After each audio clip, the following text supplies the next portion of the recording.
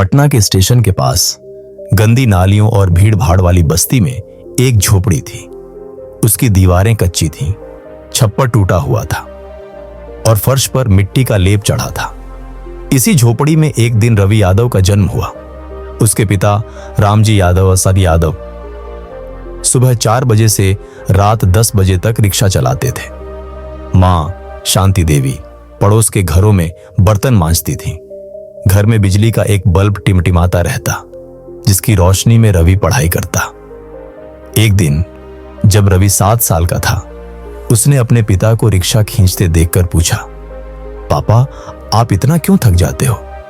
पिता ने पसीना पोंछते हुए कहा, ताकि तू कभी रिक्शा न चलाना पड़े बेटा। उस दिन रवि ने ठान लिया, मैं बड़ा होकर पापा की थकान मिटा दूंगा। एक दिन स्टेशन के पास कचरा डिब्बे में रवि को एक फटी हुई किताब मिली, wings of fire, APJ Abdul Kalam. उसने उसे उठाया, पन्नों को जोड़ा और पढ़ना शुरू किया। किताब के आखिरी पन्ने पर लिखा था, सपने वो नहीं जो आप सोते हुए देखते हैं, सपने वो हैं जो आपको सोने नहीं देते। रवि ने उसी रात अपनी डायरी में लिखा, मैं IAS बनूंगा। 8वीं क्लास में एक नए टीचर आए, अमित सर। वे पहले UPSC की तैयारी कर चुके थे। एक दिन उन्होंने क्लास से पूछा, तुम सब बड़े होकर क्या बनना चाहते हो? सबने कहा, डॉक्टर, इंजीनियर, टीचर। रवि ने कहा, IAS ऑफिसर। क्लास में हंसी फैल गई, लेकिन अमित सर ने उसकी आंखों में जुनून देखा। रवि, तू जरूर बनेगा। उस दिन से अमित सर ने उसे फ्री में कोचिंग देनी शुरू की। 10वीं के बाद घर की हालत और खराब हो गई। मां बीमार पड़ गई, पिता का रिक्शा टूट गया। रवि ने फैसला किया, अब वह खुद रिक्शा चलाएगा। सुबह 4 बजे से 8 बजे तक रिक्शा चलाना, 9 बजे से 5 बजे तक स्कूल जाना, शाम 6 बजे से रात 10 बजे तक ट्यूशन पढ़ाना। एक दिन भूख से बेहाल होकर वह स्कूल के बाथरूम में पानी पीकर सो गया। टीचर ने पूछा, तूने खाना नहीं खाया? रवि ने मुस्कुराकर कहा, सर सपने पेट भर देते हैं। 12वीं का रिजल्ट आया। रवि जिले में टॉपर बना। मीडिया वाले आए, उसके घर की तस्वीरें लीं। एक रिपोर्टर ने पूछा, इतनी गरीबी में तुमने ये कैसे किया? रवि ने जवाब दिया, मेरे पापा रिक्शा चलाते हैं, लेकिन मैंने कभी खुद को गरीब नहीं समझा। यह वीडियो वायरल हो गया। एक NGO ने उसे दिल्ली की कोचिंग के लिए स्कॉलरशिप दे दी। दिल्ली में पहली बार AC कोचिंग सेंटर में घुसा तो लगा, यहां तो सब अंग्रेजी में बात करते हैं। उसने पार्ट टाइम जॉब शुरू की। डेली 4 घंटे कैफे में काम, फिर रात भर पढ़ाई। एक दिन एक लड़के ने उसका मजाक उड़ाया, तू गांव से है ना, तेरे जैसे लोग क्या IAS बनेंगे?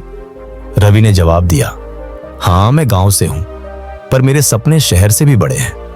उसने UPSC की परीक्षा दिलाई। पहला प्रयास प्री में फेल, दूसरा प्रयास मेंस नहीं निकला, तीसरा प्रयास इंटरव्यू में 8 नंबर से रह गया।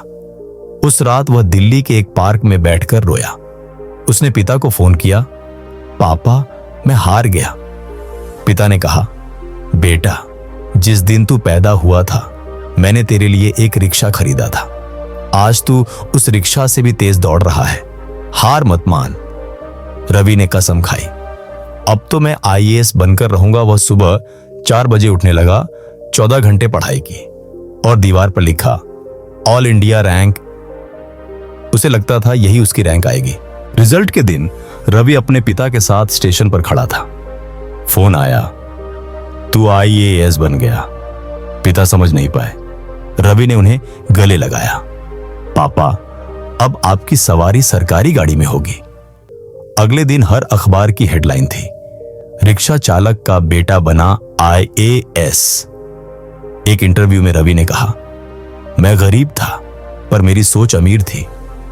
जब रवि की पोस्टिंग पटना में SDM के तौर पर हुई तो उसने अपने ऑफिस की दीवार पर एक पेंटिंग लगवाई, एक रिक्शा और एक किताब। नीचे लिखा था, जहां से आया हूं उसे कभी नहीं भूलूंगा। पहले दिन जब सरकारी गाड़ी आई, रवि ने पिता को आगे की सीट पर बैठाया। पिता की आंखों से आंसू बह निकले। आज पहली बार बिना पैडल मारे सफर कर रहा हूं बेटा। रवि ने एक संस्था बनाई, ड्रीम रिक्शा, जो रिक्शा चालकों के बच्चों को मुफ्त कोचिंग देती है। हर सेमिनार में वह एक ही बात कहता है, तुम्हारी शुरुआत मायने नहीं रखती, तुम्हारा इरादा मायने रखता है। हार सिर्फ वही मानते हैं जिनके पास सपना नहीं होता। पापा रिक्शा चलाते थे पर सपना बेटे ने चलाया। अगर रवि की कहानी ने आपके दिल को छुआ हो तो इस वीडियो को लाइक और शेयर कीजिए और कमेंट में लिखिए आप कौन सी लड़ाई जीतना चाहते हैं।